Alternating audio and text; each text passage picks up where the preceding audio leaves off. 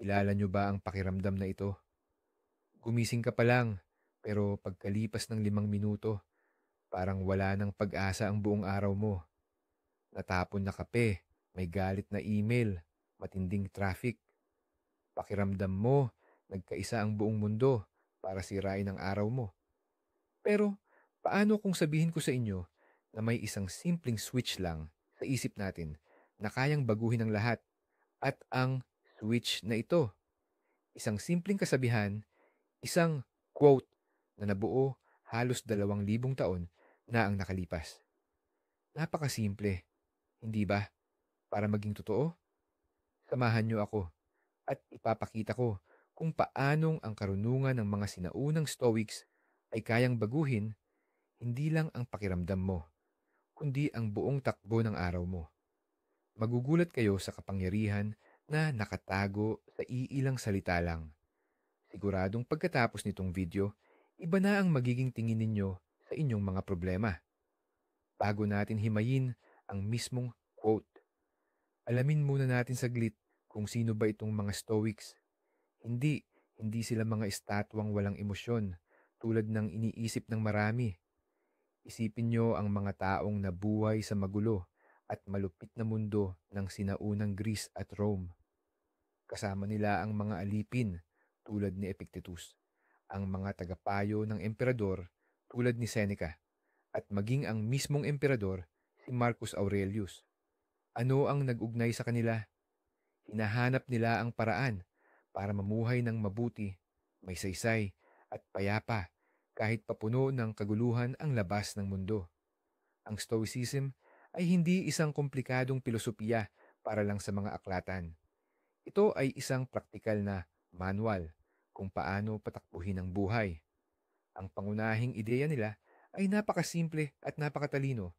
Hindi natin kontrolado ang mga nangyayari sa paligid natin, ang panahon, ang ibang tao, ang ekonomiya. Pero 100% nating kontrolado ang mga nangyayari sa loob natin, ang ating mga iniisip, mga paghusga, at mga reaksyon. At sa kontrol na iyon, matatagpuan ang susi sa kapayapaan at lakas. Kaya naman, ito na ang sipi na magsisilbing gabay o instrumento natin sa araw na ito. Galing ito kay Epictetus, isang dating alipin na umangat at naging isa sa pinakamahuhusay na pilosopo. Tandaan natin ito dahil simple lang ang mensahe. Hindi tayo ginugulo ng mga bagay, kundi ng mga ideya natin tungkol sa mga ito. Ulitin natin, hindi mismo ang mga nangyayari ang nagpapalungkot sa atin, kundi kung paano natin ito iniisip at pinahahalagahan. Sa una, baka isipin nating napakasimpleng katotohanan lang nito. Siyempre, alam naman natin na nasa isip lang yan. Pero ang mahalaga, hindi lang ito dapat alam natin. Kailangan, ina-apply natin ito sa bawat sandali ng buhay. Ang kasabihang ito ay hindi lang isang matalino or deep na pahayag. Ito ay parang isang praktikal na salaan or filter na pwede mong gamitin sa anumang sitwasyon. Hinahati nito ang mundo sa dalawang bahagi. Una, ang talagang nangyari. Pangalawa, ang patong-patong na istorya, emosyon, at malalaking takot na tayo mismo ang nagdaragdag. Ang mga Stoic, inaalok nila tayong maging mga siruhano ng realidad at maingat na paghiwalay ng dalawang bahagi na ito. At ngayon, matututunan natin kung paano simulan natin to sa umaga mismo. Isipin mo itong klasikong sitwasyon. Nagbuhos ka ng isang tasa ng mainit na kape sa bago mong damit. Ano ang una, automatikong reaksyon mo? Malamang, bigla kang magagalit, madidismaya, at sunod-sunod ang maiisip mo. Naku, sira na ang araw ko. O, ang tanga ko, sinira ko na ang lahat. O kaya naman, may late na ako nito. Teka muna, gamitin natin ang ating sinabi kanina. Ano ba talaga ang nangyari? Ang totoo, may tumalsik na kulay kape na likido sa damit. Yun lang. Yun ang objective reality o ang tunay na pangyayari. Pero itong nakakainis na simula ng araw, ako'y malas o mali na lahat, ito ay sarili mo ng interpretasyon sa pangyayari.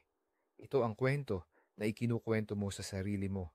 Ang kape ay kape lang, ang damit ay tela lang, ang pagka-late posibleng mangyari, pero hindi yan katapusan ng mundo. Nakikita mo ba ang pagkakaiba? Ang pangyayari ay neutral. Ikaw ang naglalagay ng emosyon dyan. At iyan ang una at pinakamahalagang punto kung saan maaari mong bawiin ang kontrol. Ngayon, talakayin naman natin ang ikalawang bahagi ng equation, ang ating reaksyon. Kapag sinabi mong, nakakagalit ang pangyayaring ito, para mo na ring ibinigay ang remote control ng iyong emosyon sa labas na mundo. Sa natapong kape, sa driver na biglang sumingit, o sa kasamahan na nakapagsalita ng hindi maganda. Sa mga sandaling ito, nagiging parang manika ka na sunod-sunuran sa mga pangyayari. Pero ibinabalik sa iyo ng stoicism ang kontrol na iyon. Sinasabi nito, may puwang sa pagitan ng pangyayari at ng iyong reaksyon. Isang napakaliit na sandali kung saan maaari kang pumili. Isang desisyong pinag-isipan. Sa halip na bigla ka na lang magalit dahil sa natapong kape, maaari kang huminga ng malalim at sabihin sa sarili, sige, may mansa ang damit ko. Nakakainis, oo. Pero ano ang magagawa ko tungkol dito ngayon? Nililipat mo ang focus mula sa emosyonal na drama patungo sa praktikal na solusyon ng problema. Iyan ang kalayaan na tinutukoy ng mga Stoic. Ang kalayaang piliin ang iyong reaksyon at hindi maging alipin nito. At ang kalayaang ito ay nakaabang para sa iyo anumang oras. Sige, tapos na tayo sa kape. Lumabas na tayo ng bahay at sumakay sa kotse. At pagkalabas, sasalubungin tayo agad ng matinding traffic. Ano ang standard na reaksyon natin? Pagkairita, nerbiyos na pagkatok ng daliri sa manibela at walang tigil na pagsulyap sa orasan. Ito ang mga nasa isip. May lilate ako. Galit na galit ang boss ko. Bakit ngayon pa? Nahulog na naman tayo sa bitag ng ating mga pagpapalagay. Gamitin natin ang filter ni Epictetus. Ano ang fact dito? Ang mga sasakyan sa harapan mo ay mabagal gumalaw. Yun lang. Simpleng physical process lang yan. Pero ang ideyang may late ako, hula mo pa lang iyan sa ngayon. Ang galit na galit ang boss, yan ay gawa-gawa mo lang na pantasya tungkol sa hinaharap at tungkol sa iniisip ng ibang tao. At ang nakakainis na traffic, yan ay emosyonal mo lang na pagtatasa. Sa halip na pahirapan ng sarili sa ganitong mga pag-iisip, ano ang pwede nating gawin? Hindi mo mapapabilis ang galaw ng mga sasakyan. Wala iyan sa kontrol mo. Pero, makokontrol mo kung paano mo gugugulin ang oras na ito. Paano kung ang traffic jam ay hindi na sayang na oras, kundi isang hindi inaasahang regalo? Tama, isang regalo. Imbis na labanan mo ang realidad na hindi mo naman kayang baguhin, maaari mo itong tanggapin at gamitin. Natrapik ka ba? Perfect. Yan ang 20 minuto na pwede mong gamitin sa pakikinig ng isang magandang podcast o kaya naman ng audiobook na matagal mo nang gustong pakinggan pero wala kang oras. Maaari mo ring tawagan ang iyong mga magulang o isang kaibigan na matagal mo nang hindi nakakausap, or pwede ka lang maupo ng tahimik, huminga ng malalim, at ihanda ang sarili mo para sa darating na araw. Ang trapik na pinagmumulan ng stress, biglang naging isang oportunidad. Nakikita mo ba kung paano nagtrabaho ang pagbabagong ito? Ang pangyayari mismo, ang mabagal na paggalaw ng mga sasakyan, ay hindi nag-iba. Ang nagbago ay ang iyong pananaw tungkol dito. At sa sandaling nag-iba ang pananaw, nag-iba rin ang iyong emosyon. Ang inis at stress ay napalitan ng kapayapaan at ng mas kapakipakinabang na paggamit ng oras. Kakalabanin mo lang ang kaguluhan at binawi mo ang isang bahagi ng araw mo. Papasok ka sa opisina. Bubuksan mo ang iyong email at may makikita kang mensahe mula sa boss mo na may subject na urgent. Sa loob ng email, may kritisismo sa trabaho mo kahapon at hinihingi niyang baguhin mo ito ng buo. Biglang bumibilis ang tibok ng puso mo at parang nanlalamig ang iyong sikmura. Ang unang pumasok sa isip mo, ayun na, masisanti na ako. Wala akong kwenta. Galit sa akin yan. Ito na naman ang automatic na reaksyon na nakabatay sa ating mga takot at mga maling pagpapalagay. Pindutin natin ang pause button at gamitin ang ating kasabihan. Ano ba talaga ang katotohanan dito? Ang katotohanan, hindi nagustuhan ng boss ang resulta ng trabaho at humingi siya ng pagbabago. Punto. Iyan lang ang buong objective na impormasyon na hawak mo. Pero ang masisanti na ako, isa lang, yan sa mga catastrophic scenario na ikaw lang ang gumawa. Ang wala akong kwenta, isa yan sa masakit na paglalahat na ginawa mo base lang sa isang pangyayari.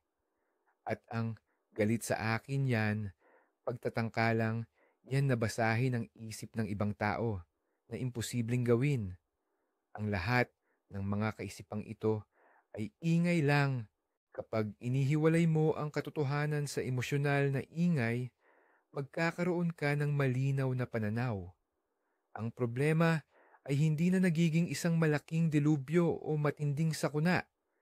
Nagiging isang konkretong gawain na lang ito. At ang gawain na iyon, ito lang. Kailangan mong malaman kung ano talaga ang hindi nagustuhan ng boss at ayusin ito. Yun na. Walang kailangang drama. Maaari mo siyang lapitan ng maayos at magtanong ng mga klarifikasyon. Pwede mong suriin ang mga pagkakamali mo at mas maging mahusay.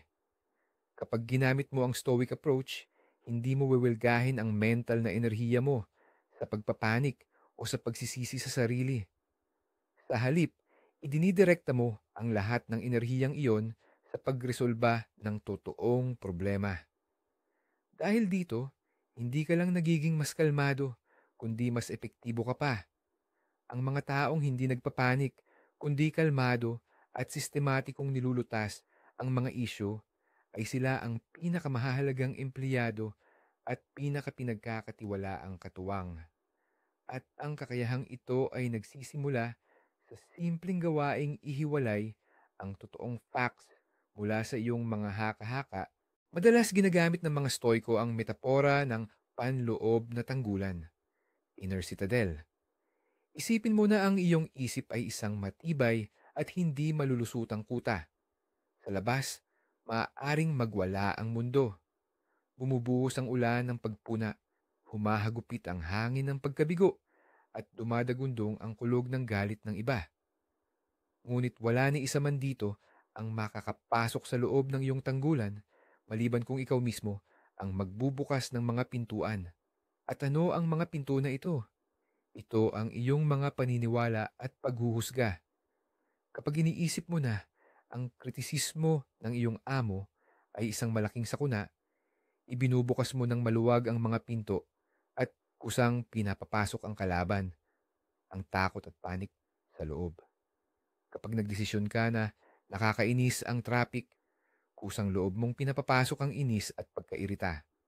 Ang sinabi ni Epictetus, ang iyong tagapagbantay sa mga pintuan.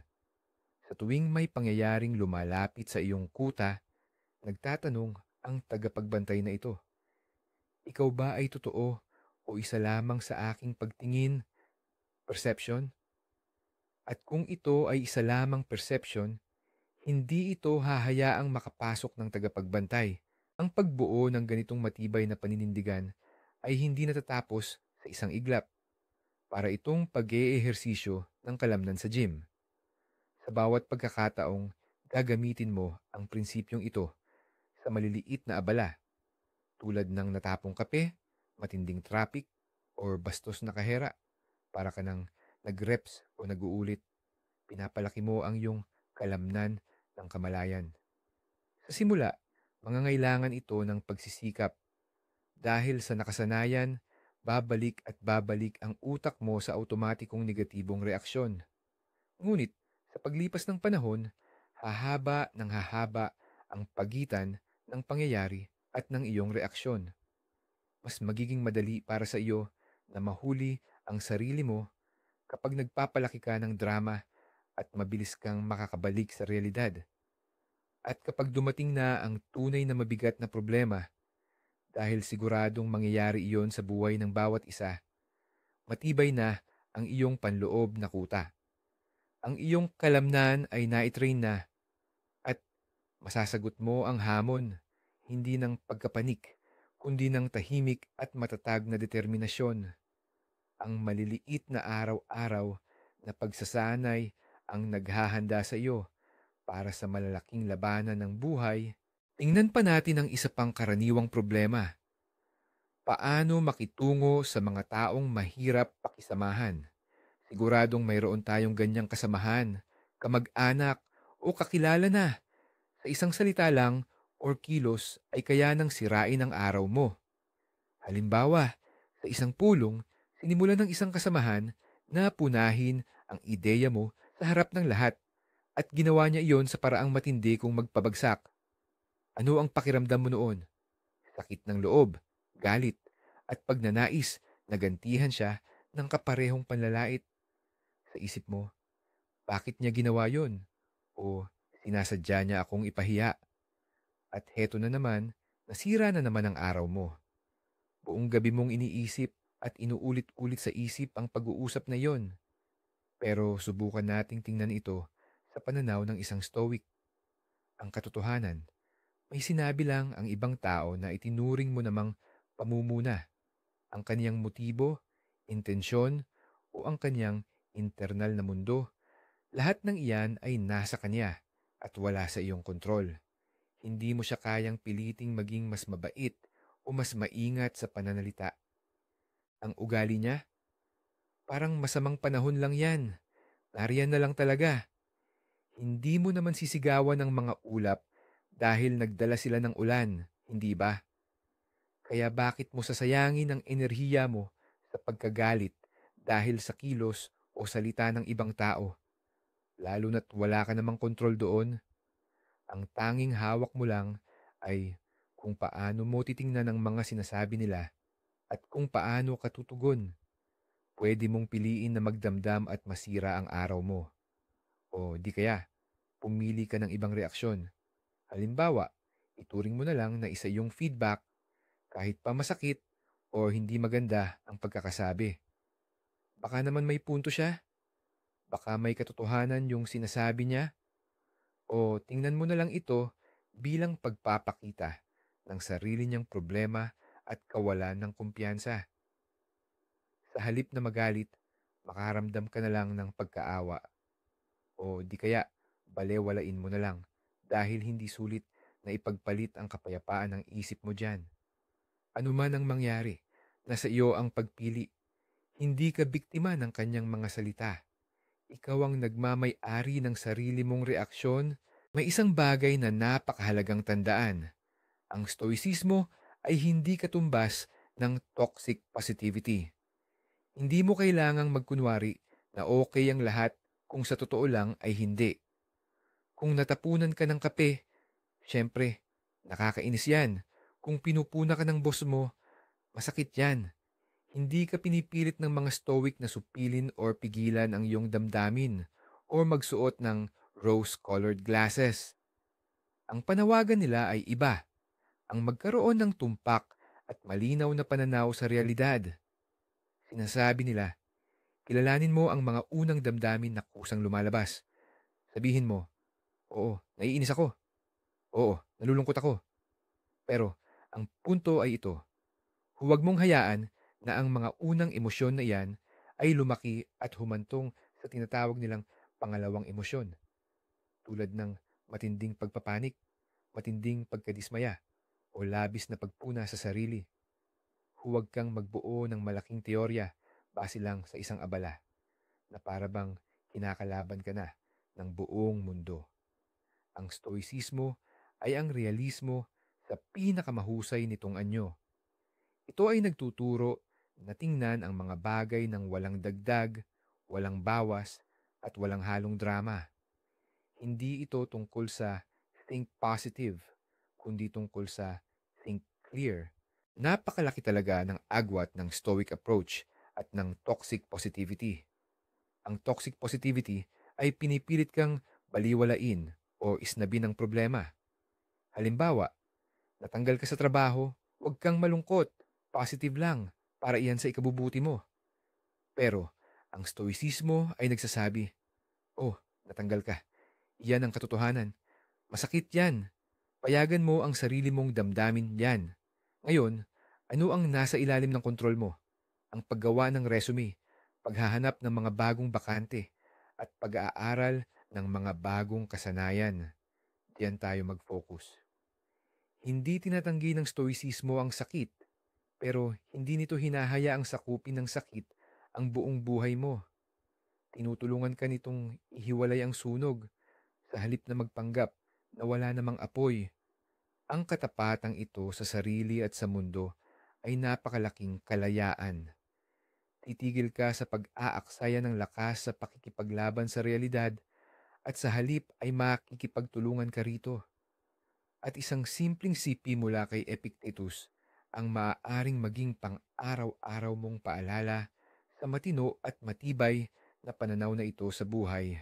Pero heto na ang pinakaimportanting bahagi, ang domino effect.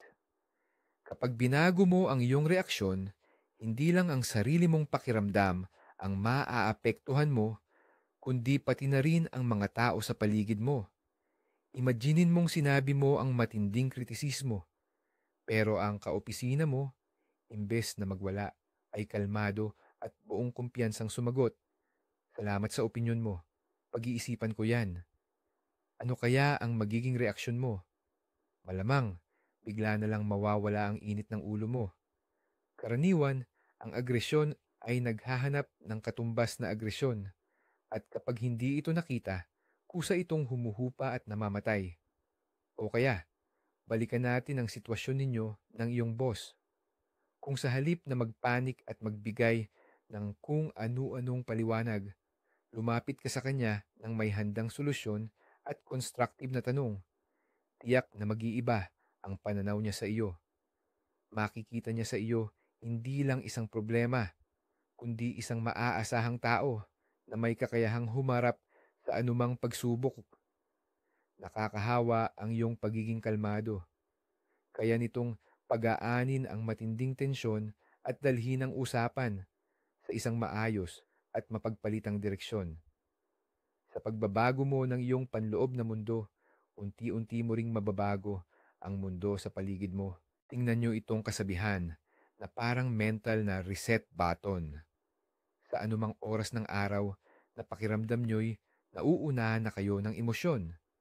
Na tila ba bumababa na kayo sa isang negatibong spiral, huminto lang sandali, huminga ng malalim, at sa isip nyo'y bigkasin, hindi ang sitwasyon ang nagpapahirap sa akin, kundi ang aking pananaw tungkol dito. Para itong pagtiklop ng daliri na biglang gumigising sa inyo mula sa isang pagkatulala. Agad itong lilikha ng distansya sa pagitan ninyo at ng problema. Titigil na kayong maging bida sa drama at magiging manonood na lang. Mula sa posisyong ito ng tagamasid, mas madaling suriin ng maayos ang sitwasyon. Ano ba talaga ang nangyari? Alin sa mga ito ang kaya kong kontrolin? Ano ang pinakamatalinong susunod na hakbang?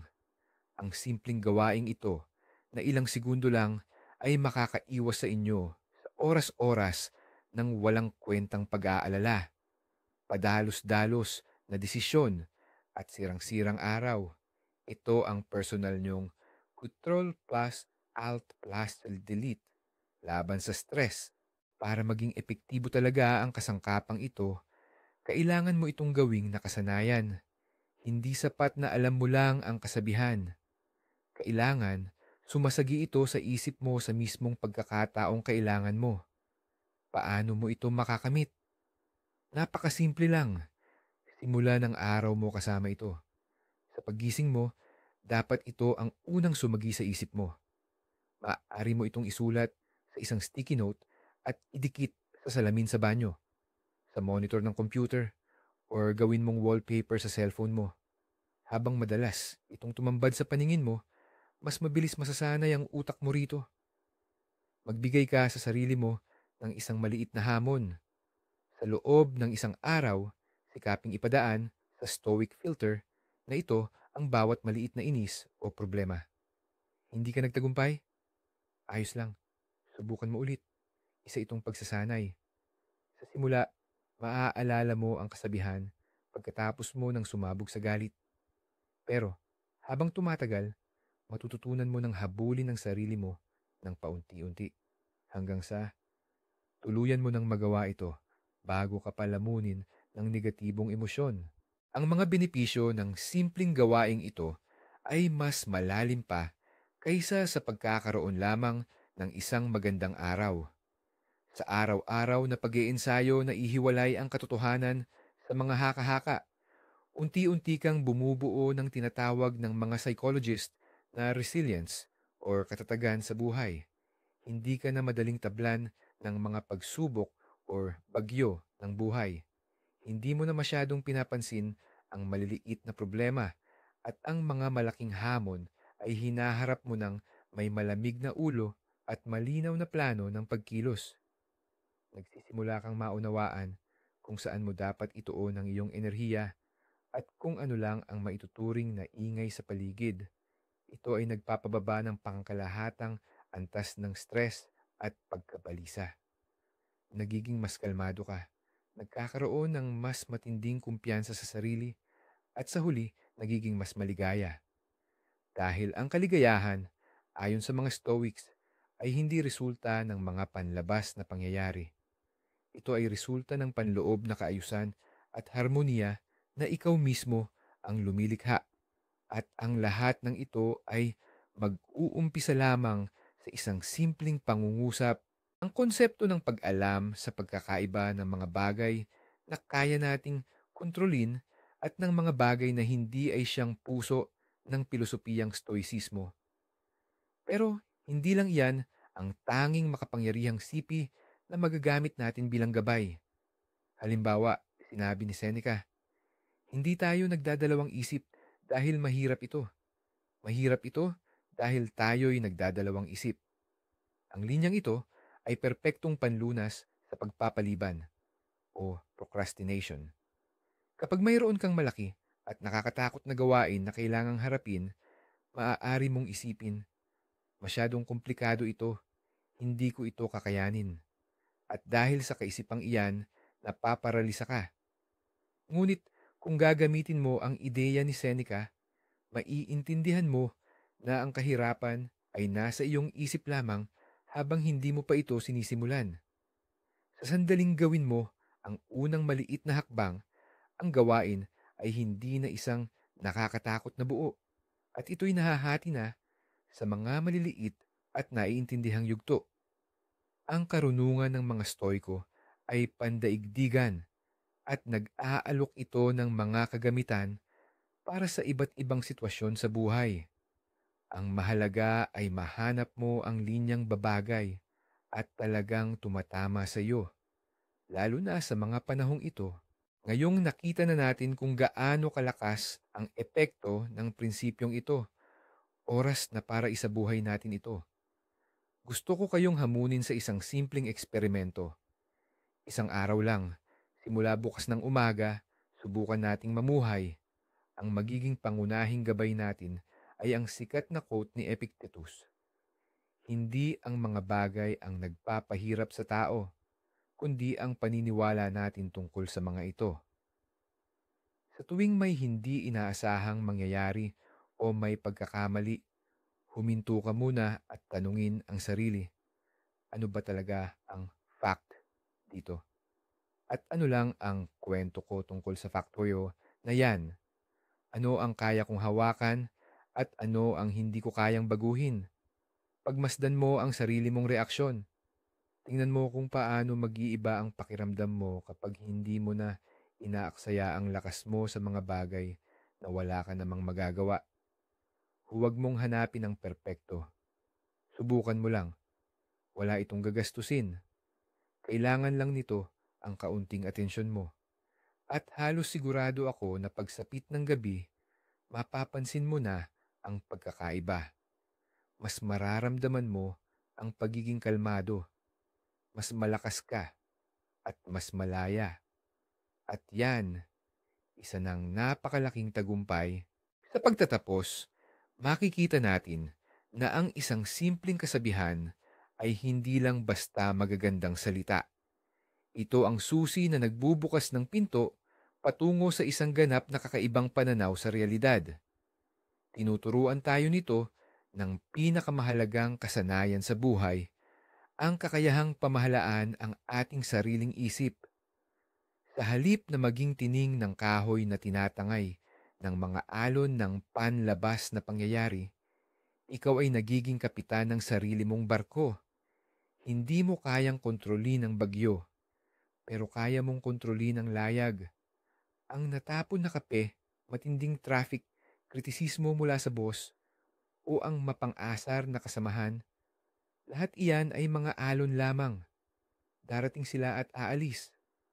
Ngunit ang iyong panloob na kuta, ang iyong kapayapaan, at ang iyong kakayahang mag-isip ng matino at kumilos. Iyan ang iyong barko na mananatiling nakalutang sa anumang panahon. At ang kailangan lang para rito ay tandaan ang simpleng panuntunan. Hindi ang mga pangyayari ang humuhubog sa ating buhay, kundi ang ating reaksyon sa mga ito. Ito ang pangunahing sikreto ng mga Stoic at patuloy itong gumagana sa loob ng 2,000 taon. Ayan, isang ideya lang, isang simpleng linya. Pwede na yan maging personal mong coach para sa tibay ng isip. Hindi man nito mababago ang paligid mo, siguradong mababago nito ang nasa loob mo. At sa dulo, iyon naman talaga ang pinakamahalaga. Tandaan ang kasabihan, hindi ang mga pangyayari ang nagpapahirap sa tao, kundi ang pagtingin nila sa mga ito. Isa itong simpleng paraan, pero napakalakas na kasangkapan na laging daladala mo. Maraming salamat sa inyong pagtapos sa panunood ng videong ito. Kung nakatulong ito sa inyo, paki-like at mag-subscribe na rin sa channel para hindi kayo mahuli sa mga bagong handa naming praktikal na karunungan. Ngayon, may tanong ako sa inyo. Anong quote or kaisipan ang madalas tumulong sa inyo para lampasan ang mga problema sa buhay? I-share ninyo ang inyong karunungan sa comment section. Sama-sama tayong bumuo ng isang buong library ng mga magagandang ideya. Tiyak na napaka-interesanting basahin ang lahat ng yan. Good luck sa inyong stoic experiment, mga kaibigan.